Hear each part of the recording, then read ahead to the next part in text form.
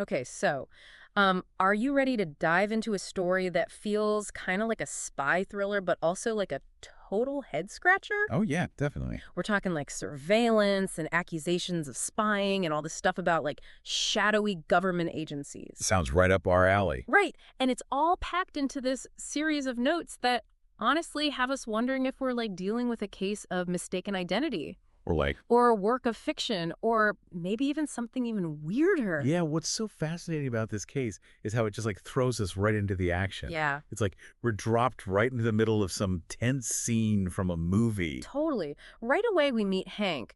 And judging by this guy's, like, meticulous nature, he might as well be wearing a lab coat and holding a magnifying glass. Hmm. He is accusing our still unnamed protagonist of spying on their computer. Oh, wow. And it's not even just, like, the accusation itself, it's how Hank goes about it, you know? What do you mean? Like, he licks his finger to avoid smudging the screen, and he's recording the whole encounter. Oh. It really makes you think there are some, like, serious legal protocols in place. Yeah, you're right. Those little details are important. Yeah. Hank's meticulousness Yeah. really suggests that this isn't just some casual accusation. Right. There's like a level of seriousness here that hints at potential legal ramifications for sure. Yeah, for sure. And then when you think about the protagonist's potential escape route, Yeah. 7 blocks evading both local police and the FBI. Oh, wow. It's like, come on, who are they messing with? Right. Clearly someone is not on good terms with the law, Not at all. and that's just the setup. Wow. Just when you think our protagonist is totally cornered, they drop this bombshell. What's that? They claim to be documenting a disease. Oh, really? Of course Hank's not buying it. Yeah. Until they mention Hodgkin's lymphoma with similar symptoms. Interesting. So now we have to wonder, is this a clever medical detail to like add authenticity? Or could it be a carefully crafted code word? It's such a classic espionage tactic Yeah. to like mix truth and fiction just to create total confusion. Right. Like if this disease is really just a cover, then what is our protagonist really documenting? Yeah. And who are they so afraid of? Yeah. This is where things start to get really, really interesting. Okay, so we've got this protagonist on the run claiming to be documenting some mysterious disease, Right. but then the story takes another twist when they say who they're sending this information to. Yeah. How about that? Dear Army. Wow. Dear Army. They say it like straight out of a spy movie. It really is a curious detail. Right. It's like they're appealing to like a higher power or something. Yeah. Like they're saying, hey, I've been burned. Help me out. Exactly. But then get this, they totally undermine their whole story by saying they were drafted in '82, oh, yeah. which we know never happened. Right. It didn't? Nope, that's like classic disinformation. Totally. You know, you slip in this lie that's easily disproven, Right. and suddenly their whole story seems totally unreliable. It's a bold move for It sure. really is. It's like they're begging us to figure out what's true and what's not. I know, right? And just when you think it can't get any weirder, they introduce us to their supposed employer, Oh boy, here we go.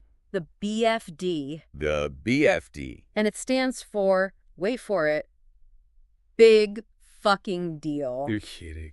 I mean, come on. Are we really supposed to take this seriously? Well, see, this is where things get really interesting. Okay. Because on the surface, it does sound ridiculous. Right. Like it's a joke. Yeah. But think about it. This absurd name. Yeah. It could be on purpose. Okay. Like they're trying to mimic those real-life intelligence agencies. Right? You know the ones with their super secret confusing names? Yeah, like the CIA or Exactly. MI6. Yeah, like what do those names even actually stand for? Right. Good question. And what do they really do? We have no idea. Yeah, it's all very hush-hush. Right. So this BFD could be like a joke, Okay. but also a reflection of that whole world, you know? That's a good point. Yeah. So basically they're saying if all these other organizations can just exist in secrecy, why not the Department of Redundancy Department? Bingo. Which is what the BFD actually stands for, by the way.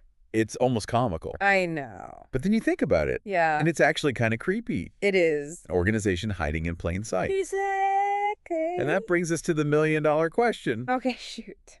Why all the secrecy? Why make up this story about some disease and the army and all that? Exactly. It all comes down to one thing, money. Okay, so let's talk about the money. Right.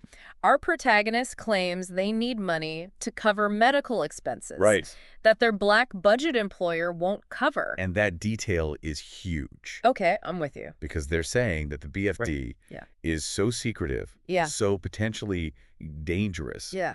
that they'll prioritize their secrets over their own people.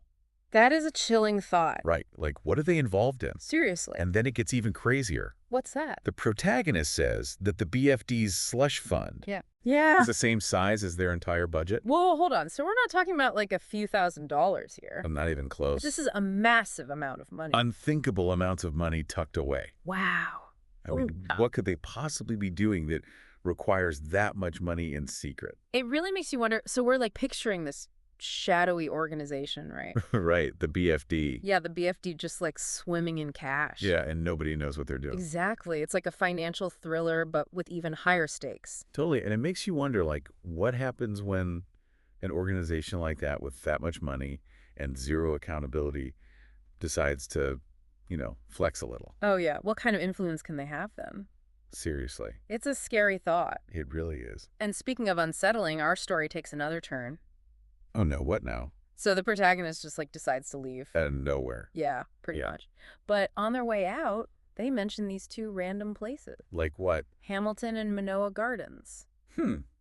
Hamilton and Manoa Gardens. Okay. So now we're like, are these places like clues? Yeah, are they coded messages or something? Maybe, or are they just totally random names to throw us off the scent? It's really hard to say. Right. I mean, they could be places the BFD operates in. I'm sure. Or it could be our narrator just messing with us one last time. Okay, so maybe those are dead ends, but then we get one final curveball. Oh, there's more. Oh, yeah. Lay it on me. So they mention this robot. A robot? Yeah, they call a lost love a robot. What do you think that means? I don't know. Is that like a metaphor? Maybe for somebody who's emotionally detached? Yeah, maybe. Or is there like a literal connection to technology? Oh, it's interesting. Right, like maybe even AI. This one tiny detail just opens up all these possibilities. I know, and I think that's what makes this whole story so fascinating. Totally. We end up with way more questions than answers. Yeah, it really makes you think about like what we actually know. For real. So is the BFD even real? That's the million-dollar question. Is the protagonist telling us the truth, or are they caught up in their own lies? Yeah, it's like trying to find your way out of a maze of mirrors. Right. You can't tell what's real. Exactly. But I guess that's what we love about these deep dives. It is kind of fun. You start with these little intriguing details. Right. And then suddenly you're down this rabbit hole of crazy possibilities. Exactly. And in this case, we might never know the full story. Probably not. But I think it's still important to think about, Oh, for sure. Because there are definitely still organizations out there operating in the shadows. Oh, yeah, totally. And they've got tons of money and zero accountability. It's a scary thought. It really is. So what do you think after all of this? I don't know. Is it a government conspiracy? Or like a total hoax? Or is it something even weirder than that? Right. I guess we'll never know. That's true, but that's kind of the beauty of it, right? Yeah. It really makes you think. Because sometimes the most interesting mysteries are the ones we can't solve. I'll see it. And that's where we leave you today with a final thought. What's that? In a world that's totally overflowing with information, Oh, tell me about it. how do we even begin to figure out what's true and what's not? Especially when someone's trying to blur the lines on purpose.